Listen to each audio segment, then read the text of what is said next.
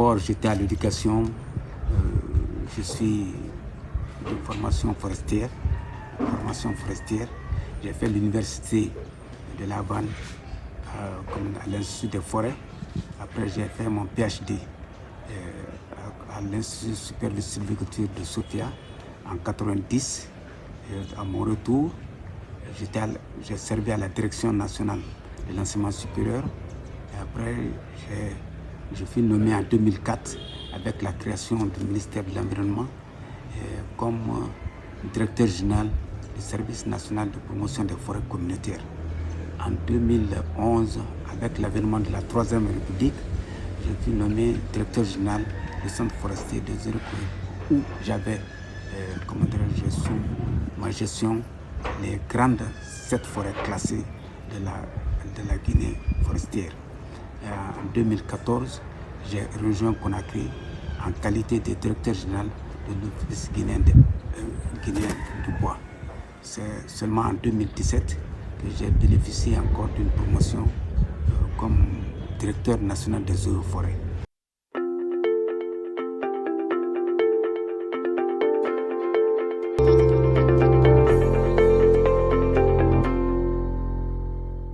La situation environnementale en Guinée n'est pas reluisante. Il faut qu'on se dise la vérité. L'environnement subit une forte pression. Pression de la part des acteurs du bois d'abord, l'exploitation du bois sous toutes ses formes. Le bois de chauffe, le bois d'œuvre, le bois de service, surtout au niveau de la mangrove. Et il y a la carbonisation qui est en réalité une activité de grande destruction des massifs forestiers. Il y a aussi la fabrication de fours à briques tout au long des cours d'eau. Donc ça c'est au niveau de la foresterie. Il y a l'agriculture itinérante et l'agriculture surbrûlée qui dévore de grandes superficies de forêt lors de leur passage. Il y a l'activité minière, l'exploitation minière, tant dans sa forme industrielle que dans sa forme artisanale. Aujourd'hui, il y a toute une gamme, toute une panoplie de sociétés minières qui sont sur le terrain, qui sont en train de travailler, de pousser à outrance la dégradation de l'environnement.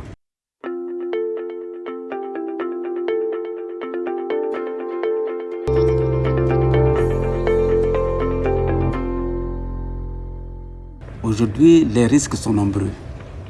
Avec l'exploitation, la cadence d'exploitation que nous voyons, le risque est très grand parce que la forêt se dégrade. Le pays, la Guinée, occupe une position stratégique avec plus de 1160 cours d'eau. Aujourd'hui, ces cours d'eau sont compromis dans leur existence. La Guinée, les autorités ont construit des barrages. Si des mesures ne sont pas prises, ces barrages-là les cours d'eau vont disparaître. En ce moment, nous ne pourrons plus parler de barrages. Et les barrages fournissent et de l'eau et de l'électricité. Donc, il faut impérativement, obligatoirement prendre des mesures pour protéger, pour conserver ces ressources forestières. Donc, tant au niveau des berges et au niveau des têtes de sources d'eau. Donc, ce n'est pas seulement où les barrages ont été construits. Il y a d'autres grands fleuves, même les petits cours d'eau méritent d'être protégés. Mais malheureusement, nous constatons aujourd'hui qu'il y a une disparition de beaucoup de cours d'eau au niveau du pays. Donc c'est une alerte qu'il faut lancer et que des dispositions idoines soient prises pour corriger, pour inverser cette tendance de dégradation. Et aujourd'hui, il y a ce qu'on appelle les changements climatiques, le réchauffement, il y a des inondations, il y a la sécheresse. Cette année, tout le monde se plaint de la grande sécheresse, de la sécheresse horrible que nous sentons dans nos maisons. Donc voilà les conséquences qui aujourd'hui nous sentons de plus en plus.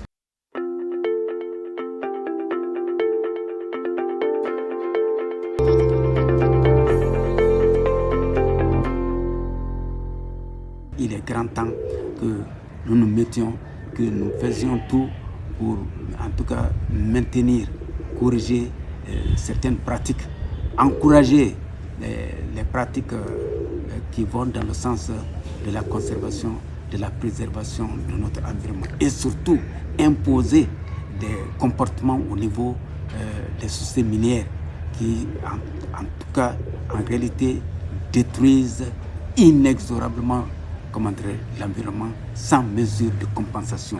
Les plans de gestion environnementale élaborés ne sont pas respectés et souvent les populations à la base ne sont pas concertées et tout cela crée comme une frustration, un laisser-aller total au niveau de ces sociétés minières qui sont libres d'agir comme elles s'entendent. Donc voilà des mesures qu'il faut prendre et surtout sensibiliser. Il y a des acteurs, je suis très surpris que par exemple un ministre de la République comme le ministre de la télécommunication, M. Gawal, qui se permette de créer une société pour le bois de chauffe. Non, ça c'est contraire à l'esprit du colonel. Tous les jours, nous voyons le colonel Mamadi Doumbia, faire la sensibilisation pour le reboisement. Et contrairement à ce qu'il dit, M. Gawal, créer une société pour le bois de chauffe. Non, moi je considère ça comme vraiment quelque chose qu'il faut revoir.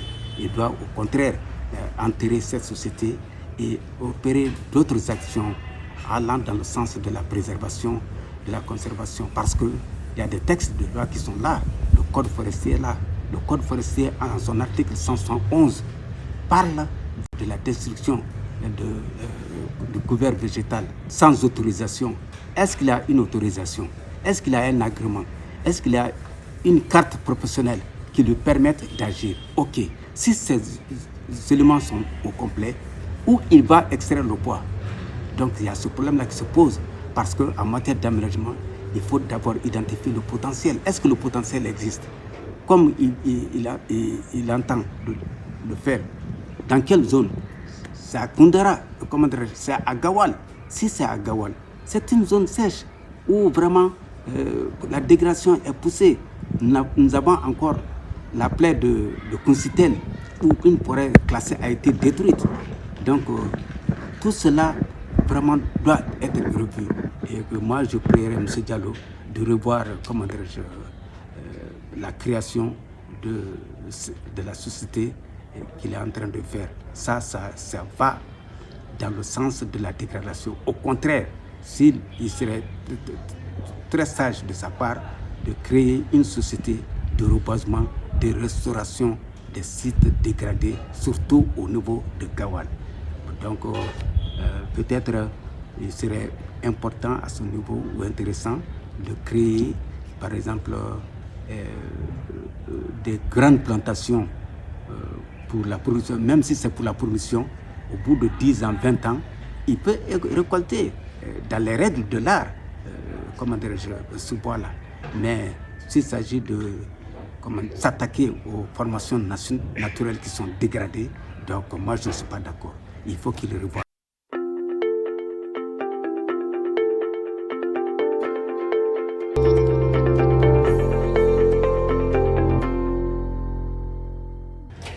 Oui, les conventions, la Guinée, le pays a signé des conventions, des accords internationaux qui vraiment éprouvent des difficultés dans leur application. Il y a le personnel, il y a la volonté politique qui fait défaut et aussi il y a le manque de moyens parce que souvent nous avons des promesses au niveau international qui ne sont pas respectées.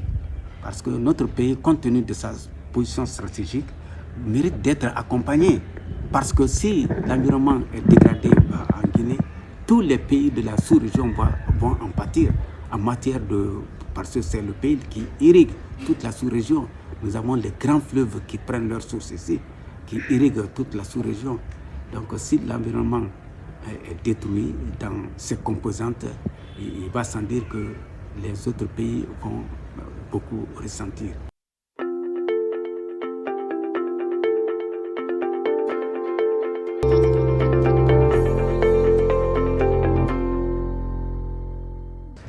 sur le terrain, le cabinet est nouveau, il vient de naître.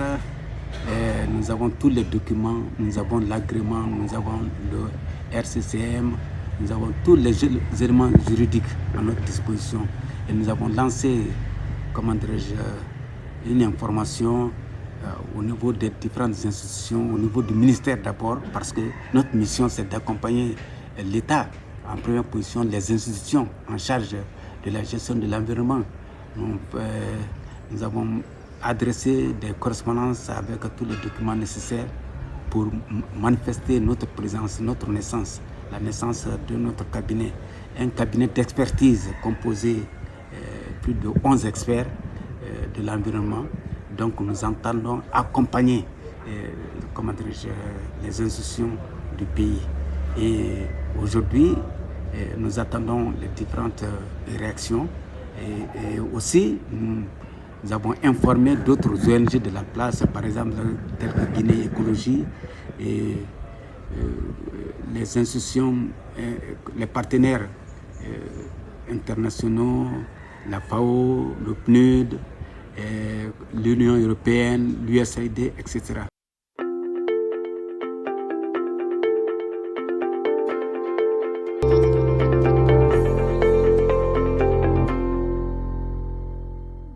Dans la protection de l'environnement, nous entendons toujours accompagner l'État parce que c'est notre pays et nous avons fait cette formation-là. L'État a s'est beaucoup investi dans notre formation. Donc, il serait intéressant que nous cherchions à rembourser la dette. Cette dette, c'est quoi? C'est mettre en place des mécanismes de bonne gestion, de bonnes pratiques de l'environnement avec notre expertise. Donc nous entendons en tout cas appuyer la formation, le renforcement des capacités des agents, de nouveaux agents qui sont aujourd'hui, comment dirais-je, en place, parce qu'il y a beaucoup, les conservateurs de la nature, il y a beaucoup qui ne sont pas du profil, ils méritent d'être accompagnés, d'être outillés, d'être formés dans le domaine, dans les différentes disciplines de la foresterie.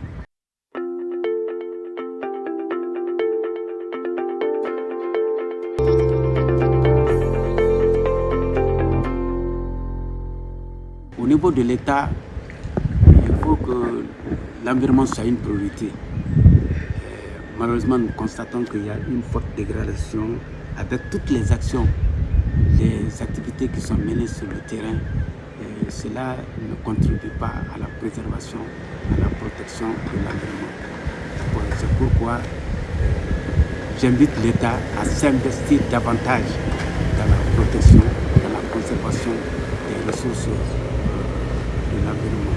Et aussi, il faut que la population prenne conscience de la nécessité de préservation, de protection des ressources forestières dans notre pays.